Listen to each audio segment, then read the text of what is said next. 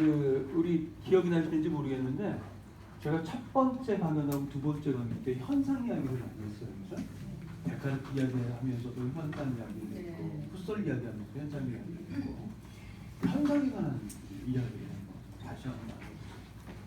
이 현상이라고 하는 거 사전을 찾아보면 사물의 겉모습 하는 식으로 규정이 되어 있어요. 근데 철학자들이 말하는 현상은 이제 하이데거나 흡술 같은 사람들이 말하는 현상은 사물의 겉모습이라는 의미를 갖고 있는 게 아니라 우리의 경험에 절대적인 한계를 표현하는 말이라는 걸 말씀을 드렸어요. 이게 무슨 얘기냐면 우리는 현상적인 것 외에는 발견할 수 없다는 거예요. 우리가 현상적인 것 외에 발견할 수 없다라고 하는 건 무슨 뜻을 지닌다고 말씀드렸죠? 우리는 우리 자신의 삶과 존재의 근거를 두고 나타나는 것만을 발견할 수 있다는 뜻이라고 말씀드렸어요. 그죠? 자, 어려운 얘기 아니에요. 자, 우리 한 송이 꽃이 있는데 여기 노란 꽃이 있다고 한번 해보죠. 그죠? 노란 꽃이 있는데 철학적 사고 훈련이 안 된 사람의 눈으로 보면 노란색 꽃이 내 마음 밖에 노란색 꽃으로서 객체적인 사물일 수 있는 거야. 근데 철학적 사고 훈련이 돼 있는 사람이라면 그런 식의 견해를 받아들일 수가 없죠. 왜냐하면 노란색 꽃의 노란색은 이 꽃의 향기는 그 색과 향기를 보고 맡을 수 있는 나의 존재의 근거를 두고서 생겨난 현상적인 거란 말이에요. 자연과학을 선호하는 사람들은 자연과학의 세계는 인간의 주관성과 무관한 철저하게 객관적인 세계라는 식으로 이야기를 많이 해요. 난센스죠. 자연과학의 세계는 수학적으로 해석된 세계예요. 세계를 수학적으로 이해하고 해석할 수 있는 인간의 존재가 되지 않으면 자연과학의 세계는 열리지 않죠. 그러니까 이 자연과학의 세계라고 하는 것을 아시면 다시 한번 세계를 수학적으로 해석하고 이해할 수 있는 우리 인간, 나의 삶과 존재의 근거를 두고 열린 하나의 특별한 현상적인 세계란 말이에요. 이해하셨죠? 그죠? 자, 그런데 이 이야기를 잘못 또 오해를 해서 내가 주체적으로 만든다는 식으로 해석하면 좀 곤란하다는 말씀을 드렸어요. 그죠? 다시 한번 꽃의 색과 향기는 그 아름다움은 그 색과 향기 아름다움을 발견해 줄 수 있는 나의 삶과 존재의 바탕을 두고 열린 현상적인 거예요. 그런데 그렇다고 해서 그 꽃의 향기와 아름다움을 내가 자의적으로 만들어내는 건 아니거든요. 그렇잖아요, 그죠?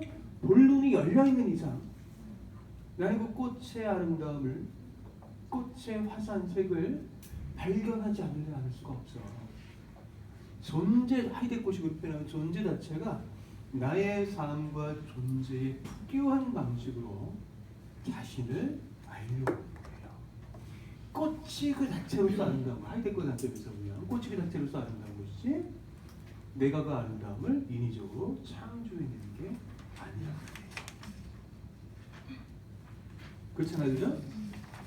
그리고 이런 관점에서 보면 이걸 보다 전통 철학적인 관점에서 풀어 말하면 결국 현상이란 우리가 삶에서 만나는 모든 것들은 우리 인간의 인격성을 반영한다라고 말을 할 수가 있어요.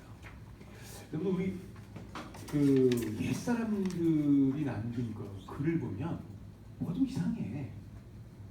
뭐가 좀 우리 현대인들하고는 좀 자연세계를 보는 게 좀 달라요. 그죠? 달라요. 그죠? 고대 그리스 철학자들도 그렇고 이 동양의 서면들도 그렇고 철학자들도 그렇고 이 보면 예를 들어서 자연에 무슨 뭐 근원적인 신성에 대해서 이야기한단 말이야. 우리 현대인들이 생각하는 자연은 그냥 물리적 사물들의 세계예요. 거기 무슨 신성이 있어. 그렇잖아요, 그죠? 물리적 사물들의 세계야. 맹목적인 필연성의 법칙이 지배하고 있는. 그렇죠? 근데 고대 그리스인들은 로고스에 대해서 이야기한단 말이야. 그죠? 자연의 어떤 근원적인 신성으로서의 로고스에 대해서 이야기를 하고 동양의 공자나 맹자는 하늘에 대해서 이야기를 하죠. 그 하늘 물리적인 현상으로서의 하늘이 아니잖아요. 그죠? 물리적인 현상으로서의 하늘이 아니야. 순자나 고자 이런 사람들은 하늘을 물리적인 하늘로만 이해를 했는데 공자나 맹자는 그렇게 생각하지 않았단 말이야. 그렇죠? 그 하늘 자체가 사실은 우리의 인격성을 반영을 해요. 근데 여기서도 공자나 맹자는 우리의 인격성을 반영하는 그 하늘이 우리의 인격성을 반영한다는 이러한 관점을 주체 철학적인 의미로 해석하지 않았단 말이야. 자, 이해하셨죠? 다시 한번 공자나 맹자가 말하는 하늘은 다시 한번 우리의 인격성을 반영해요. 그 자체가 하나의 인격이라고 말하는 건 이상하겠죠? 신격? 하여간 퍼스널리티를 가지고 있는 것처럼 전제가 돼. 사실은 그 자체가 도덕적인 거. 그렇지만 공자나 맹자의 관점에서 보면 그 하늘의 도덕성은 내가 인위적으로 만들어내는 게 아니에요.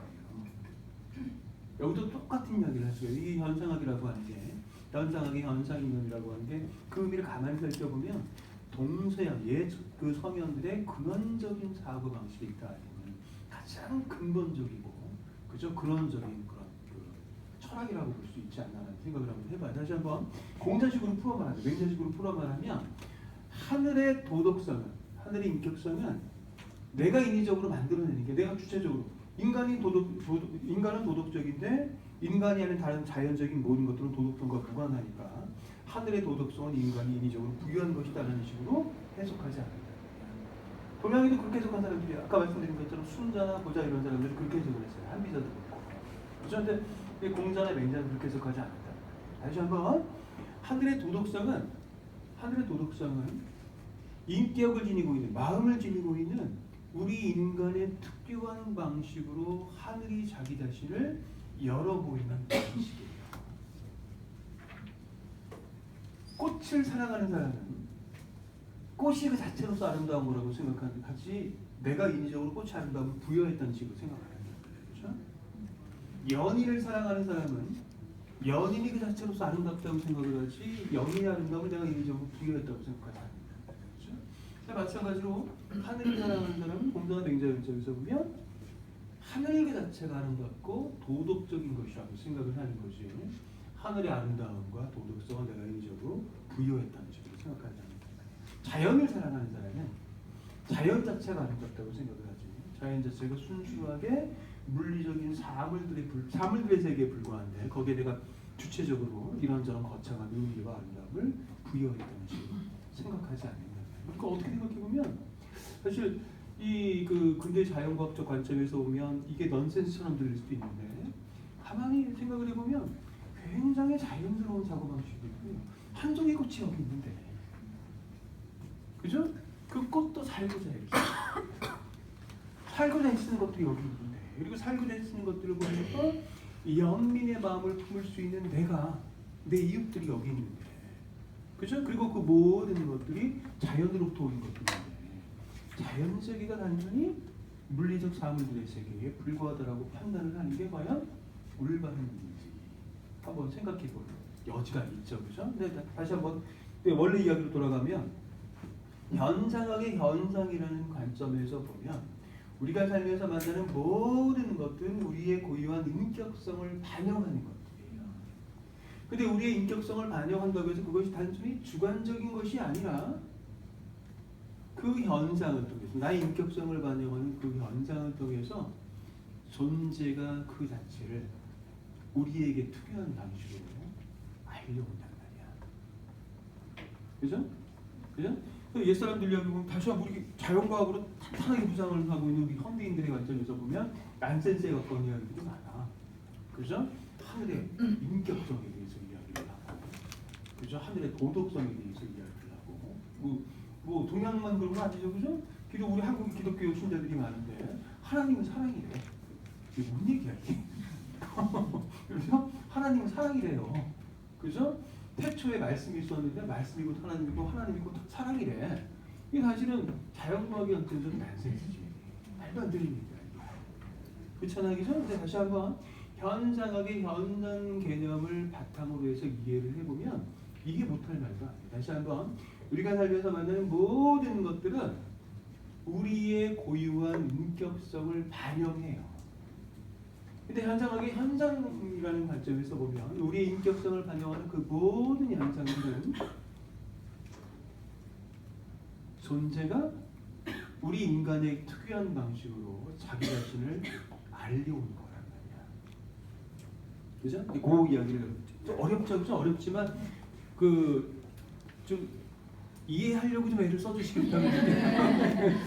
너무나 제가 제 관점에서 너무나 중요한 이야기이기 때문에 이 이야기 안 하고 넘어갈 수가 없어요. 선생님 저는 이해가 잘 안 되는 게 예. 예를 들어 사실적 요소요. 꽃이 여기 있다, 빨간 꽃이 있다. 예. 이거는 이 자체가 존재가 이렇게 존재가 있고 그걸 아는 그래서 서로의 상호작용에서 있다는 걸 안다고 하지만 그런 사실적 요소가 아니라 아름답다라는 건 가치 판단이 들어간다고 생각이 들거든요. 그러니까 저는 화가트가 잘 이해가 안 가는 게 저렇게 이제 아까 일상성에서의 그 아름다움을 발견하고 그걸 영속하는 게 화가트라고 말씀해 주셨잖아요. 근데 일상생활에 드러나는 건 알겠지만 저는 저거를 보면서 전혀 아름다움을 느낄 수 없는 거예요.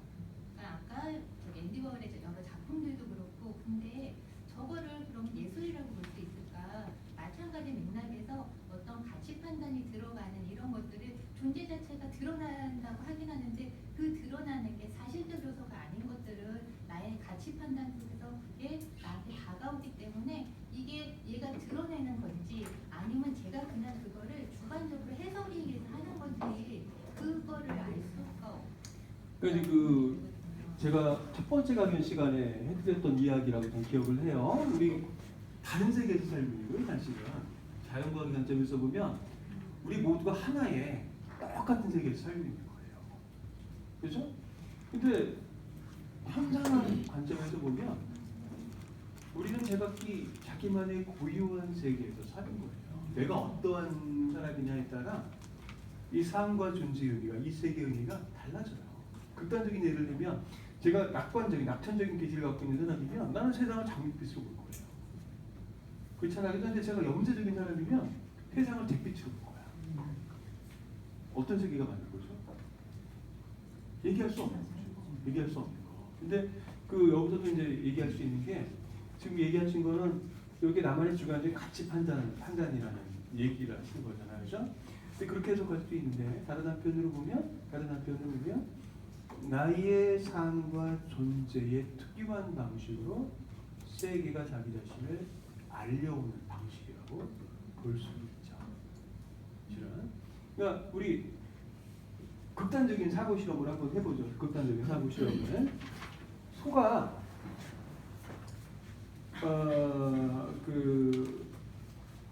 예를 들어서 우리 이 색이 노란색이라고 이야기를 하는데 이 색이 노란색이라고 이야기를 하는데 이게 실제로 노란색이 어떻게 하나요?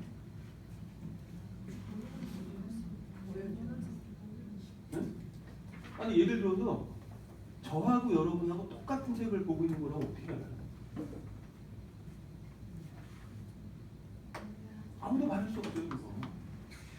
내가 이거 노란색이라고 그랬더니 여러분이 고개를 끄덕끄덕 하세요. 그래서 아 여러분하고 나하고 같은 색깔을 보고 있구나 하고 미루어 짐작할 뿐이지 사실은 그죠? 나는 노란색을 보는데 실제로 여러분들은 예를 들어서 연두색을 보고 있어. 실제로는. 근데 말하면서 끊임없이 의견이 일치하는 경험을 하는 거예요. 그러면 실제로는 여러분하고 저하고 상반된 색을 보고 있음에도 불구하고 여러분하고 저하고 똑같은 것을 보고 있구나라는 식으로 착각을 하게 돼요. 그렇죠? 착각을 하게 돼요. 그러니까 왜 이런 말씀을 드리냐면 우리가 물리적인 현상이라고 생각하는 것조차도 나 자신의 어떤 고유함, 나 자신의 어떤 특이한 기질 같은 것들, 그죠?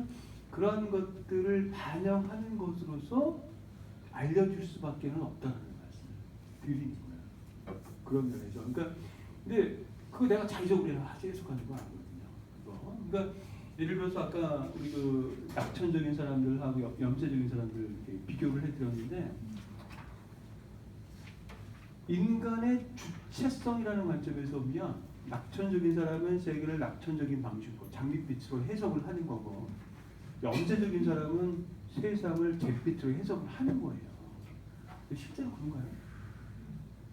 낙천적인 사람은 본인이 원하든 원하지 않든 세상을 장밋빛으로 보게 돼 있어요. 본인이 주관적으로 해석하는 거 아니야. 그에게는 그런 세계가 열리는 거예요. 그렇잖아, 그죠? 영재적인 사람은 아니 본인이 주관적으로 주체적으로 해석을 해서 세상의 색깔을 잿빛으로 만들 수 있고 뭐 장밋빛으로도 만들 수 있고 얼마나 좋겠어요. 그럼 나 오늘부터 영재적인 사람 안 할래. 장밋빛을 해석하면 돼. 근데 안 된단 말이에요. 그죠? 염세적인 사람, 그 염세적인 기질이 너무나 뿌리 깊게 그 사람 내면 세계 안에 침전되어 버린 그런 사람은 본인이 원하든 원하는 세계를 잿빛으로 보게 되어 있어요. 그 사람의 삶과 존재가 그런 거예요. 그리고 그 사람의 삶과 존재의 특유한 방식으로 세계가 잿빛으로 열리는 거예요. 그렇잖아요, 그죠? 그렇잖아요. 그러니까 그 사실은 그 각 개개인에게서 발견되는 그 고유함과 사양일성을 뛰어넘는 어떤 객관적인 사실성의 영역이 있는가? 자, 요거는 있다고도 말할 수 없고 없다고도 말할 수 없는 영역인 것 같아요. 이게 실제로 그래요. 실제로 그런 영역이 있다고 주장하는 수학자들도 있고 없다라고 주장하는 수학자들도 있는데 그 논쟁이 해결이 안 났어요. 제 관점에서 없는 것 같아요. 근데 저랑 철학적 관점이라는 건 있다고 할 테니까 제가 이 자리에서 뭐 있다 없다 단정을 내리는 건 독선적인 일인 것 같고 그 있다고 말할 수도 없고 없다고 말할 수도 없는 그런 것 같은 그런 문제가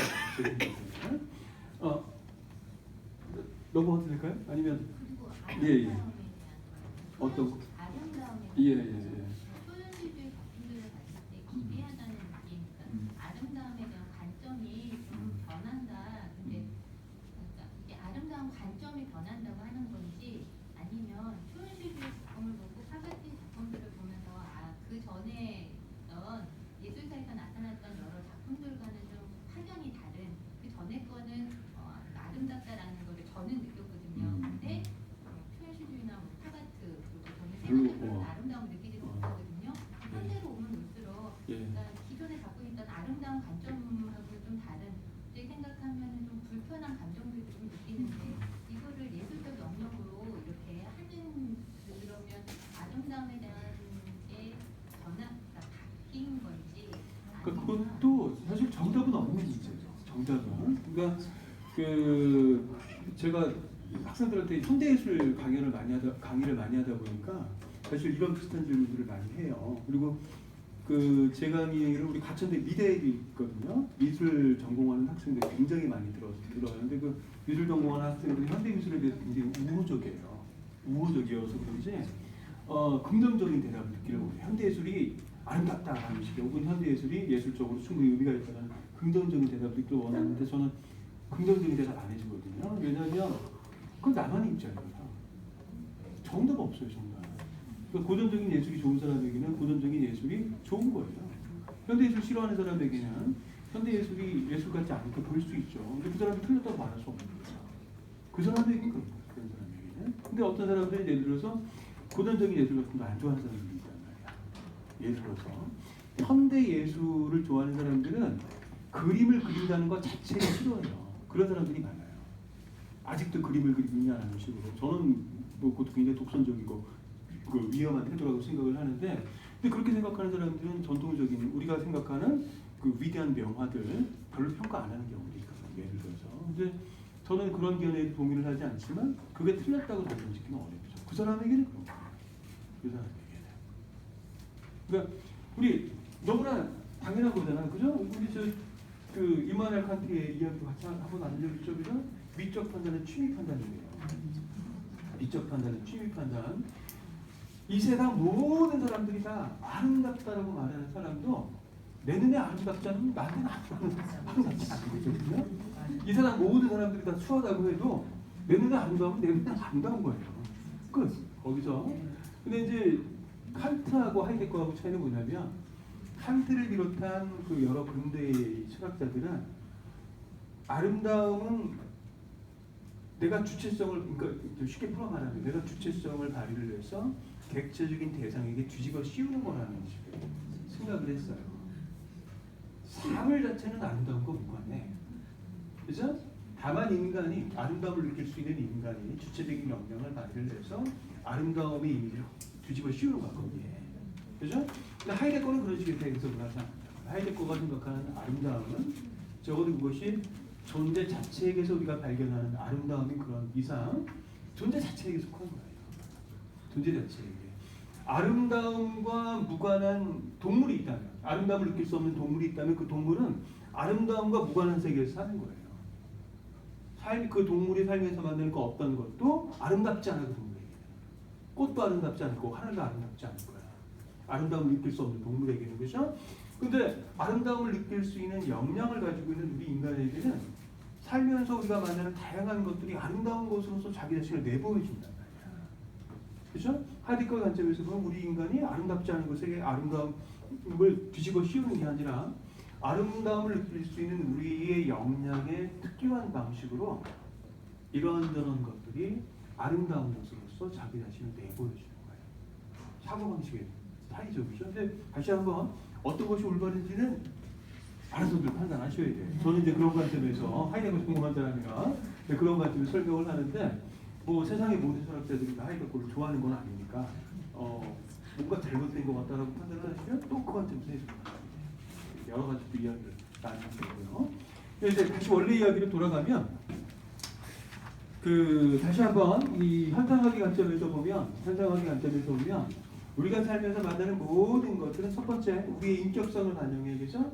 두 번째 우리의 인격성을 반영한다고 해서 그것이 우리 자신의 주관적인 환상에 지나지 않는 것이 아니라 우리 자신의 고유한 인격성에 상응하는 방식으로 존재가 그것 자체를 내보여줍니다.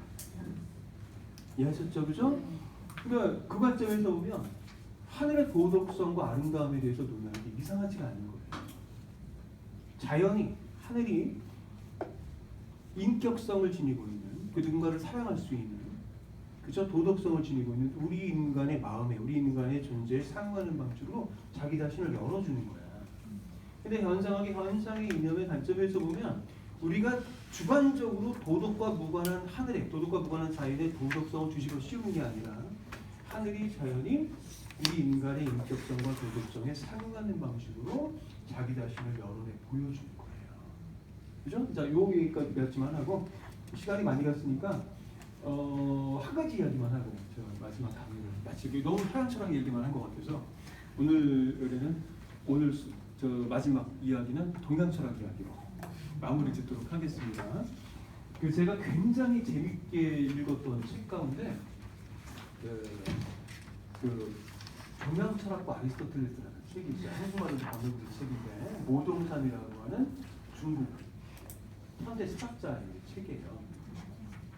우리 번역이 돼 있어요.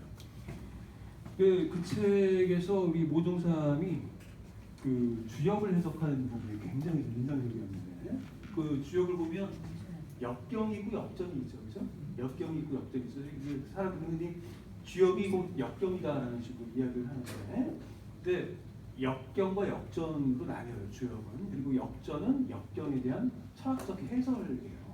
역경을 보면 별로 철학적인 느낌이 안 드는데 역전을 보면 굉장히 철학적인 느낌이 많이 들어요. 그 역전에 나오는 원형이정이라고 하는 개념을 설명하는 그 부분이 저는 굉장히 인상적이었는데 이 원형이정이 뭐니 너무 복잡하니까 그냥 간단하게 이야기를 할게요.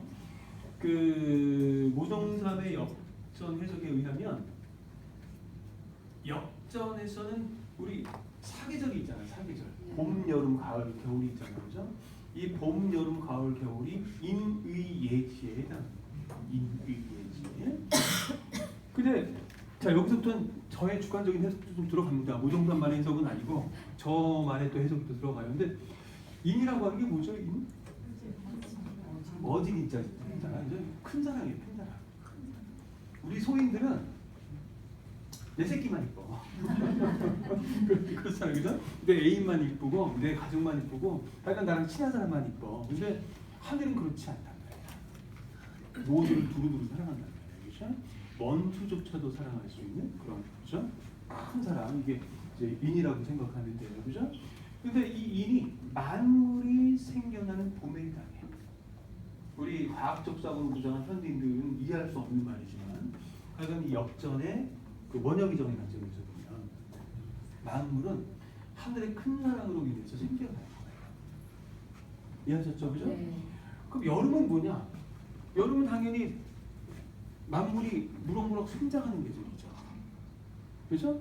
만물이 무럭무럭 생장하는 계절이야. 근데 이 여름은 의에 해당하는 계절이에요. 의가 뭐죠? 의로 정의죠, 정의. 근데 여기서 잘 이해를 해야 되는 게 정의를 내세우면서 다른 사람을 심판하는 경향을 우리 갖게 되기 쉬워요, 그렇죠? 재미없는 인간들이 많아. 도덕을 앞세우고 막 이렇게 비분관계하는 인간들. 아니 대의를 위해서 비분관계하는 건 좋은데 다른 사람의 그 사소한 잘못 놓고 막 비분관계하고 또 믿을 만한 인간이 하나도 없어. 보면 제 보면 그래. 살면서 경험 다 자기 중심적이야. 그런 사람들. 이 다른 사람들의 사소한 잘못 그 용서해주지 못하고 그냥 막 비분관계하고 통치고 막 이런 사람들 보면 제 개인적인 뭐 주관적인 경험인지 모르겠지만 이렇게 대부분 다 자기 중심적인 것 같아요. 그런 사람들을 보면. 그러니까 근데 그런 의가 아니죠. 하늘의 큰 사랑의 바탕을 두는 거예요. 하늘의 큰 사랑의 바탕을 두는 의. 그러니까 하늘의 큰 사랑, 이 사랑이라고 하는 것이 무엇인지 헤아리지 못하는 사람들은 다른 사람의 사소한 잘못도 용서하지 못해. 그걸 악인을 찍는단 말이야. 괘씸한 게 많아 그런 사람들. 주변에 모든 사람들 다 괘씸해. 그런 사람들이 있어요 우리 주변에. 그렇지 않아요? 괘씸한 게 많아. 그렇죠? 다시 한번 사랑의 정신에 눈을 뜨지 못한 사람들은 주변 사람들의 사소한 잘못도 용서하지 못해. 잘못을 저질렀다라는 바로 그러한 사실로 죄인이라고 낙인을 찍는단 말이야. 부모조차도 그런 부모들 많죠. 그 부모조차도 자식이 잘못을 저지르면 막 악다구니라면서 야단을 치는 부모들이 있어. 그죠? 그리고 자식한테 막 욕을 하고 막 저주를 뽑고 그 부모들도 있어요. 모든 부모가 다 훌륭한 건 아니에요. 그런 부모들도 있어. 그죠? 근데 어떤 부모는 자식을 야단을 치더라도 자식을 사랑하는 마음으로 그렇게 하지. 자식을 사랑하는 마음으로 야단을 치는 부모는 자식을 죄인이라고 낙인 찍지 않는다는 거예요. 자식의 허물을 자기의 허물로 돌리면서 자식이 지금 비록 아직 어려서 잘못을 저지르긴 했지만 그래도 기어이 아름답고 훌륭한 인간이 되어갈 거라고 하는 굳센 믿음과 그리고 지금 이미 아이로서 아름답고 훌륭하다라고 하는 그 절대적인 존재 긍정과 더불어 아이를 믿는다. 그렇죠? 이런 큰 사랑의 정신의 바탕을 둔 의예요. 정이야.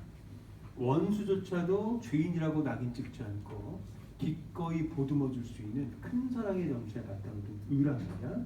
이런 큰 사랑의 정신의 바탕을 둔 정의가 이 세상을 지배를 하면 만물이 무럭무럭 생장하게 되죠.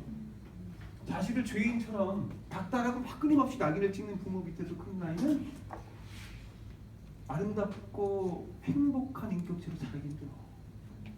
불행해. 아이를 불행하게 만드는 거야. 그런 부분. 그렇죠? 근데 아이를 사랑하는 부모, 아이를 야단칠 땐 치더라도 끊임없이 아이를 사랑하고 그 존재를 긍정해주는 부모 밑에서 크는 아이들은 아름답고 행복한 인격체로 무럭무럭 잘 자라죠. 맞아, 그런 거야. 이 하늘의 큰 사랑의 정신의 바탕을 둔 참된 의가 세상을 지배를 하면 만물이 무럭무럭 생장을 하는 거죠. 자, 인의예. 가을이 예에 해당하는 거예요. 가을은 어떤 계절이죠? 추수의 계절이에요. 모두가 이익을 얻는 계절이야. 자, 인의예. 우리 아까 말씀드린 것처럼 유교가 나중에 봉건 이데올로기처럼 변질되어 버려가지고 허례허식에 치우치는 경향이 생겨났거든요. 그게 분명 있어, 그죠? 근데 공자나 맹자가 말하는 얘는 그런 건 아닌 것 같아요. 얘는 다시 한번 인과 의의 바탕을 두고 형성이 되는 게 이 천인합일의 정신이잖아요, 그죠? 천인합일. 아까 순자나 한부자 이런 사람들은 천인 분리예요. 천인이 합일하지 않아. 하늘은 하늘이고 사람은 사람이야. 예를 들어서. 근데 이 공자나 맹자는 어쨌든 천인 합일이란 말이야. 우리 안에 하늘이 들어가 있어. 내가 살면서 만나는 모든 사람들이 공자나 맹자의 관점에서 보면 내가 마땅히 지극한 마음으로 섬겨야 한다는 하늘이야. 그렇죠? 그리고 이러한 깨달음이 사실은 다른 사람을 함부로 심판하지 않게 만드는 큰 사랑의 정신인 인의 바탕을 둔 의가 형성되도록 하는 근본적인 원동력인 거죠. 근데 우리가 주변 사람들에게서 어떤 하늘을 보고 그 하늘을 주변 삶에서 만나는 모든 사람들을 하늘처럼 극진하게 섬길 수 있는 참된 예가 갖추어지면, 그러면 그로부터 모든 사람들이 이익을 얻게 되는 거죠. 그렇잖아요, 그죠? 노래하는 사람들이 얼마나 많아요. 다른 사람들이 고통을 겪든 말든 신경 쓰지 않고 자기가 하고 싶은 대로 하는 사람들이 얼마나 많아. 그렇잖아요, 그죠? 그러면 모두가 피해를 보는 거지. 근데 삶에서 만나는 모든 사람들을 하늘처럼 극진히 여길 수 있는 그런 사람들이 이 세상을 채우면, 그럼 모두가 모두로부터 이익을 얻게 됩니다. 그러니까 추수의 계절인 가을은, 모두가 이익을 얻는 그 가을은 예에 해당하는 거예요. 그 지는 뭐냐?